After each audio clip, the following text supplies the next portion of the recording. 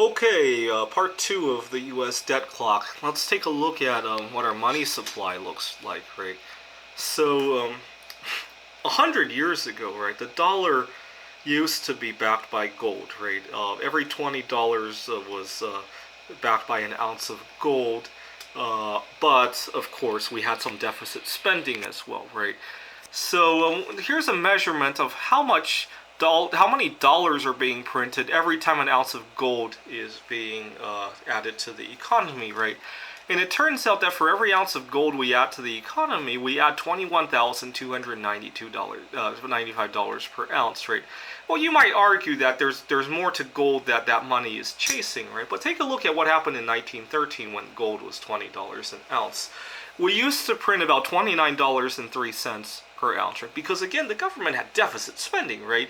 We had in 1918 we had another disease called the Spanish flu, and I'm gonna guess the feds did something similar to the CARES Act, right? I'll have to research what they called it and how much they spent, but it was probably on a similar magnitude, right? I'm not sure if we did the lockdowns to the extent we do nowadays, right? Because at the time there weren't that many tech jobs, and certainly people couldn't work from home. The results would be even more devastating. People couldn't keep up with the information if we locked down like we do nowadays. Right? We didn't have television. We might have had the radio, right? But certainly not television or the internet. Only the very rich had telephones in their home, right?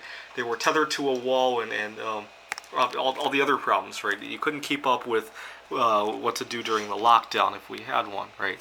So we had a deficit spending of $9 for every 20, which was very similar to the kind of deficits we were running before the whole CARES Act blew up, right?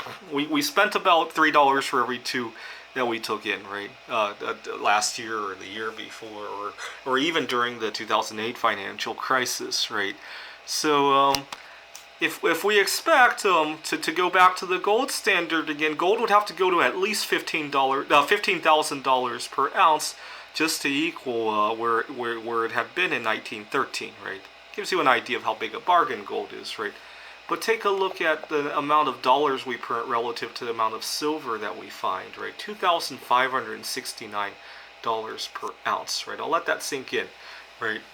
In 1913, we used to print $2.67 per ounce, which was very close to what the price of silver was at that point, right?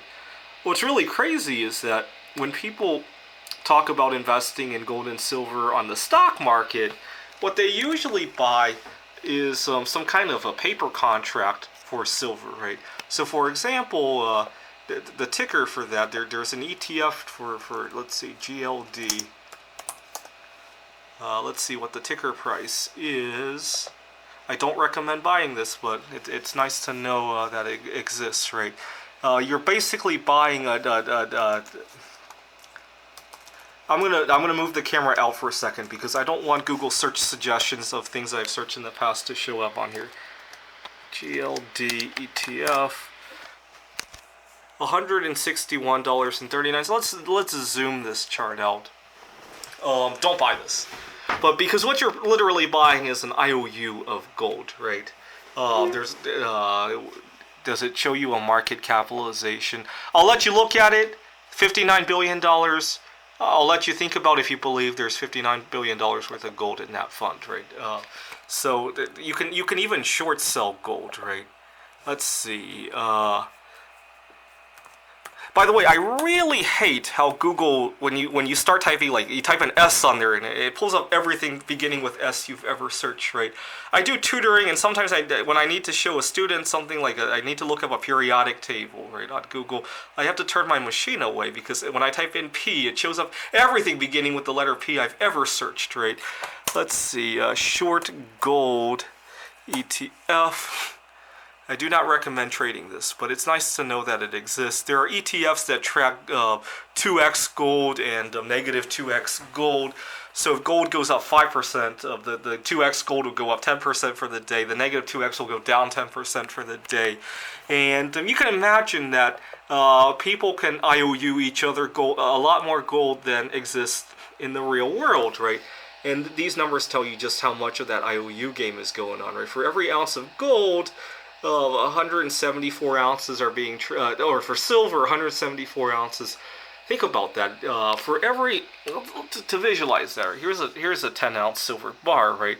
For every one of these, apparently on the stock market, it's claiming you could trade almost 2,000 ounces of silver, right?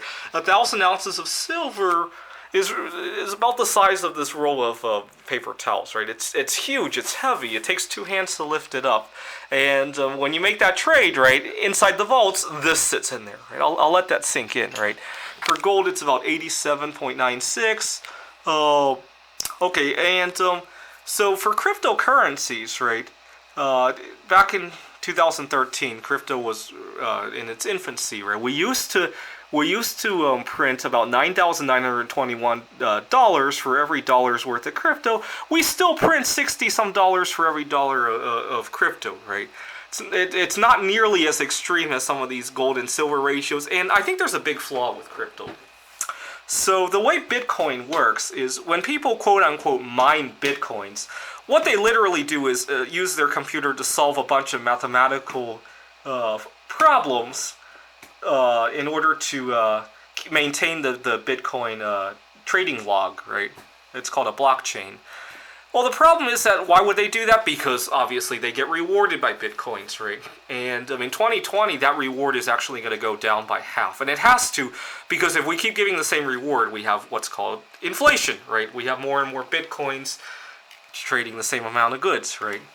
Well, the problem is that if you keep halving, eventually you have to be more and more efficient with how you calculate those Bitcoin mining algorithms, right? Otherwise, eventually it's going to cost more in electricity than it is to mine the Bitcoins, right?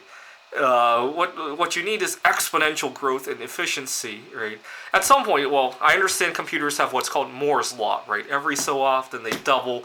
Eventually, that's all going to come to a limit because of the limits of physics, right? The speed of light is never going to double. The number of molecules in a gram of matter is never going to double, right?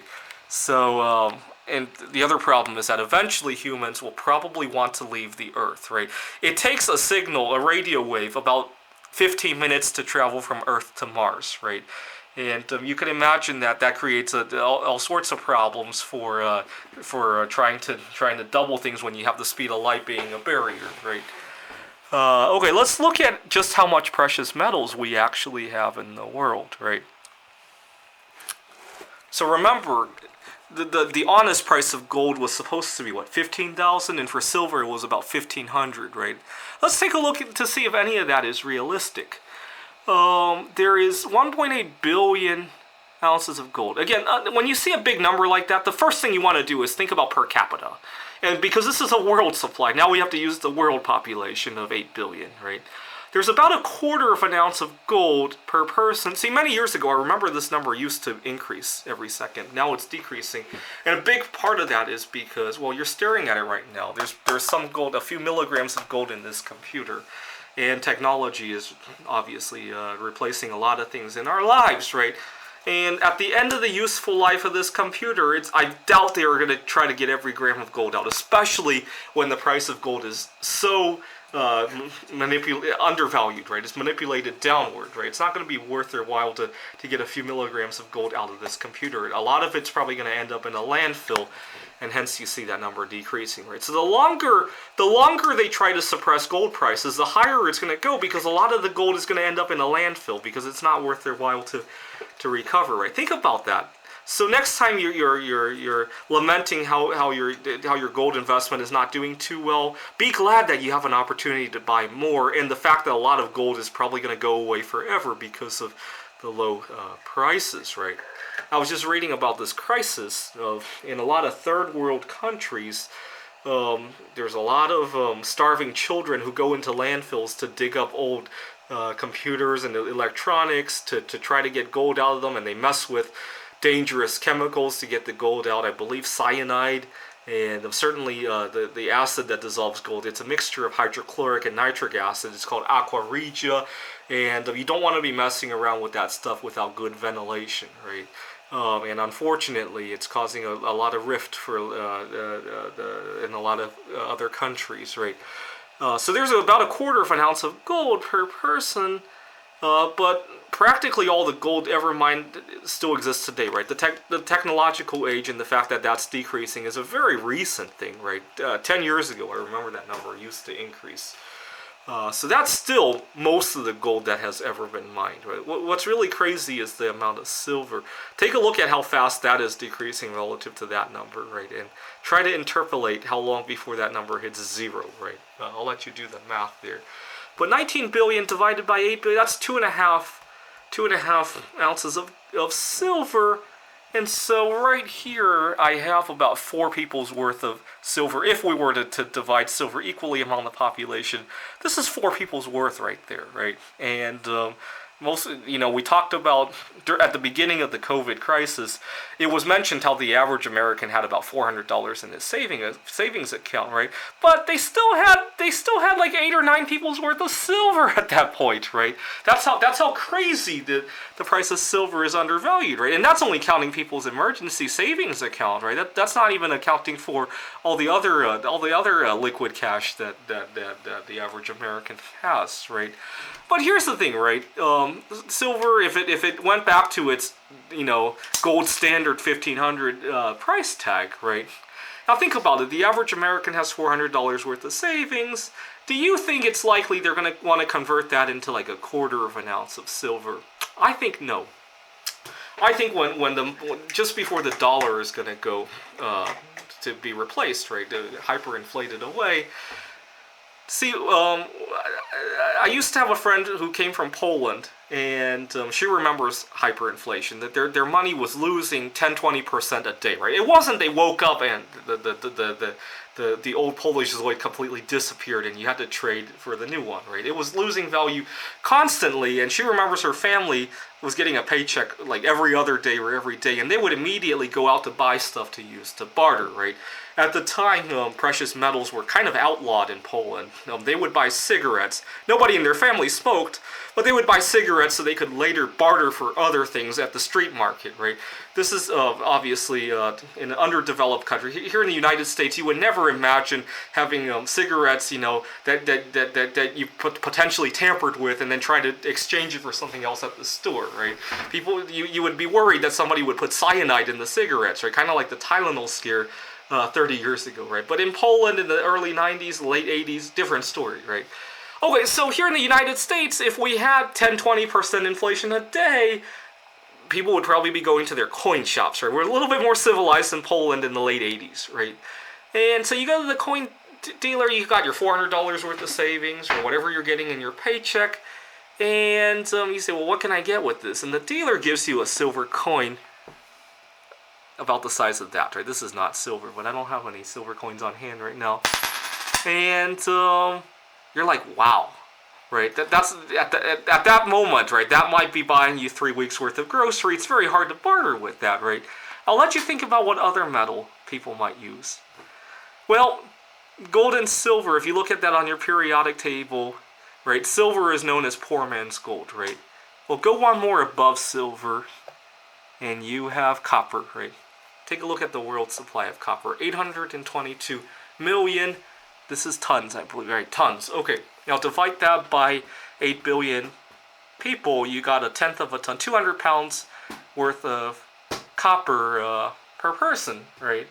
To give you an idea of what that is, that's about $300 worth of pennies, right? Pennies before 1982 used to be made of solid copper. And if we were to go back to the gold standard, I'll let you think about. See, in 1982 we switched from copper to zinc for our pennies because each penny actually had 1 cent worth of copper, right? Unfortunately, in the 80s, metal prices became very overvalued because of the Hunt brothers, right? And everything pulled back, and that brought the market to its knees, right? We have yet to recover from the glory days of basically, we attempted to go back to the gold standard, right? Gold and silver almost went back to their true gold standard price, right? So I'll let you think about what that means for copper.